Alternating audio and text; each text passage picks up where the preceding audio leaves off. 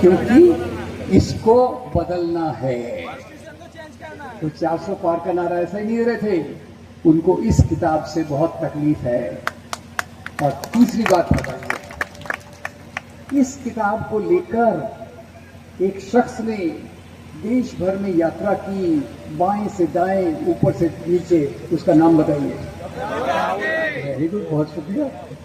तो दोस्तों, ये जो आज हमारा संकट है, संकट ये है कि कुछ लोगों को भारतीय संविधान पसंद नहीं है, कुछ लोगों को हमारी जो तहजीब है, जिसके बारे में डॉक्टर शकील ने बहुत अच्छे से बताया, वो उनको पसंद नहीं है।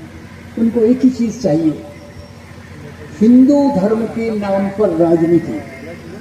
फर्क समझिए, उनको हिंदू धर्म से कोई लेना देना नहीं है, पर हिंदू धर्म के नाम पे वो राजनीति करना चाहते हैं।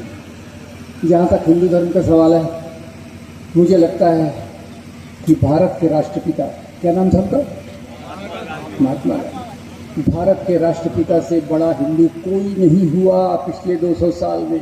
ओके, उन्होंने हिंदू धर्म को माना और देश को आज़ादी दिलाई।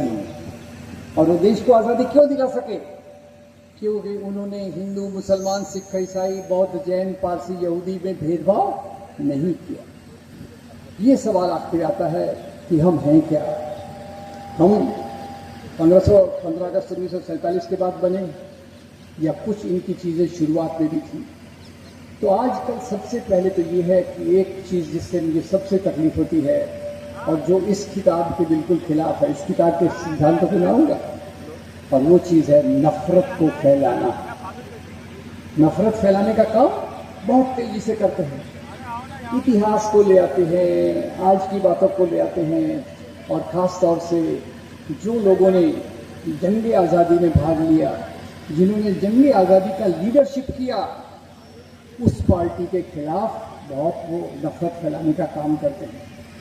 और दूसरी तरफ से, ये मैं हर जगह कहता हूँ, उनके दो एम हैं, दो उद्देश्य हैं। एक तरफ भारतीय संविधान को हटाना, मनुस्मृति को लाना, इस पर हम आखिरी में आएंगे, और दूसरी तरफ से मुसलमान और क्रिश्ती, इनके खिलाफ नफरत फैलाना। अब नफरत फैलाने का काम जो चल रहा है, उसमें हम सच्चाई देखें। एक एक चीज़ पर वो एक एक फिल्म आती है। अभी हमारे महाराष्ट्र में आई थी, आप लोगों ने देखी थी क्या? छावा। अब छावा फिल्म जो लाई गई, सरकार ने बहुत तारीफ की, प्रधानमंत्री ने तारीफ की, कश्मीर पे भी जो फिल्म आई थी उसकी भी तारीफ की, केरला इस पर भी तारीफ आई। जो फिल्मों में मुसलमानों के प्रति नफरत फैलाई जाए, उसको ये बहुत प्रमोट करते हैं, और इसी के कारण ये क्यों करते हैं, उसको भी हमको समझने की ज़रूरत है। पहली बात ये समझेंगे कि दूसरा भी बहुत सरल सवाल अभी पहले ही बता दिया तो तौकीर भाई ने कि 200 साल तक हम किसके गुलाम थे? अंग्रेजों के। उसके पहले किसका राज था? मुसलमान राजाओं का, मुगल राजाओं का। पूरे देश में था क्या? नहीं, पूरे देश के सब भागों में नहीं था, कई कई भाग में नहीं भी था। अब गुलामी किसको कहते हैं? अब आपके प्रधानमंत्री जी पे आता हूँ। आपके प्रधानमंत्री जी कहते हैं कि हम 1000 साल से गुलाम थे। मतलब क्या हो गया? जब से मुसलमान राजा गुलाम, खलजी, गजनवी, मुगल वंश का शासन आया, भारत गुलाम है, भारत गुलाम था। अब गुलामी की एक परिभाषा मैं बताता हूँ मेरी समझ से, आप बताइए ये सही है कि नहीं। गुलामी उस अवस्था को कहते हैं जिसमें देश का प्रशासन, देश का एडमिनिस्ट्रेशन बाहर से चले। अंग्रेजों का प्रशासन कहाँ से चलता था? इंग्लैंड से। मुसलमान राजाओं का प्रशासन कहाँ से चलता था? काबुल, तेहरान, मक्का, मदीना से चलता था कि दिल्ली आगरा से चलता था? दिल्ली आगरा। तो पहली बात तो फेल हो गई कि हम गुलाम नहीं थे। दूसरी बात, अंग्रेज हमारी संपत्ति लूट कर ले गए। Right wrong? मुसलमान राजा जिन्होंने राज्य किया वो हमारी संपत्ति बाहर ले गए क्या? नहीं ले गए। यहीं रहे, यहीं मरे, इसी मिट्टी में खाक हो गए। तो मुसलमान राजाओं के युग को अंग्रेजों की गुलामी से तोलना अपने आप में एक गलत बात है। फिर एक एक चुनकर निकालते हैं कि अरे वो मुसलमान राजा खासतौर से उसमें औरंगज़ेब को चुन लेते हैं, औरंगज़ेब को चुन लेते हैं दो तीन बातों को लेकर। जैसे अभी वो एक काशी में एक मंदिर का विवाद चल रहा है, कौन सा मंदिर है? विश्वनाथ का मंदिर। अब ठीक है, मंदिर तोड़े गए, इसमें कोई शक नहीं है, पर मैं एक सरल सवाल पूछता हूँ, जैसे लॉजिक की बात शकील साहब ने कही। सोचिए लॉजिक क्या होता है। इतिहास में एक तो थी जानकारी और दूसरा होता है अपना दिमाग लगाना।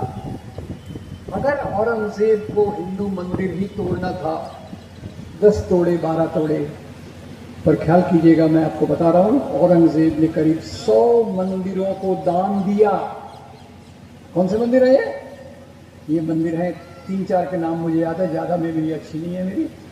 आसाम में गुवाहाटी के पास कामाख्या देवी का मंदिर, नाम सुना आपने? बाहर कापर की एक प्लेट लगी हुई है, उसमें लिखा है औरंगज़ेब ने इस मंदिर को इतनी संपत्ति दान दी। उज्जैन में महाकाल का मंदिर है, वहाँ भी आपको मिलेगा औरंगज़ेब ने दान दिया। वृंदावन में भगवान कृष्ण के मंदिर को भी उन्होंने सोने के आभूषण दान दिए। तो मुझे ये बताइए, अगर उसका काम केवल मंदिर तोड़ना था तो इन 100 के करीब मंदिरों को उन्होंने दान क्यों दिया? और ये मैं किस हवाले से बता रहा हूँ? डॉक्टर विशंबरनाथ पांडे एक इतिहासकार थे जो बाद में खैर कांग्रेस पार्टी से तो जुड़े ही थे, उड़ीसा के गवर्नर बने थे। तो उन्होंने क्या किया, उत्तर भारत के बहुत सारे पुजारियों के पास जो औरंगज़ेब द्वारा दिए गए फरमान उसको जमा किया। उसमें उनको भी हैरानी हो गई, औरंगज़ेब लिख रहा है मैं इस मंदिर को ये दान दे रहा हूँ, उस मंदिर को वो दान दे रहा हूँ, उस मंदिर को वो दान दे रहा हूँ। वो किताब मौजूद है, औरंगज़ेब के फरामीन, उसको आप जरा देखिएगा। तो पहली बात तो ये है कि जब हम केवल चुन के कोई बात बताते हैं, चुन के बात बताते हैं तो वो बात गलत होती है।